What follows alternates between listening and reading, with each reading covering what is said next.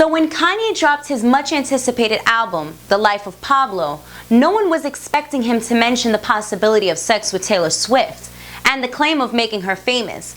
For those who missed it, West's lyrics say, "I feel like me and Taylor might still have sex. Why? I made that beef famous," referring to the viral moment when he crashed her VMA Awards acceptance speech back in 2009.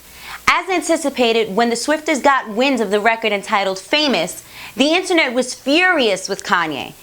But didn't he just apologize to Taylor last year at the VMAs and also mention he was running for president right after that apology? Well, Taylor Swift made sure she used the highest platform to let the world know who made her famous. And what better platform than center stage at the 58th Annual Grammy Awards, as she accepted her own Grammy for Album of the Year. Swift appeared to be speaking very sternly as she started out addressing all the young girls by saying, "Other people will try to take credit for your accomplishments, but don't let them sidetrack you, because only you put yourself there." Well, her bestie, Selena Gomez, seemed to be on the verge of tears as she watched from the audience. Hopefully the worst of Kanye and Taylor's love-hate relationship can finally be put to rest. In other news, tragically at only 55 years old, Angela Big Ange Raiola, the vibrant reality TV star who rose to fame on the VH1 series Mob Wives, died early Thursday, February 18th, after a battle with stage 4 lung and brain cancer.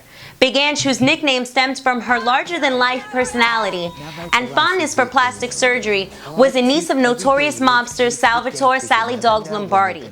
Her success on the Mob Wives led to the VH1 spin-off Big Ange, which focused on her life as a bartender and owner of the Drunken Monkey Bar and Grill located in Staten Island.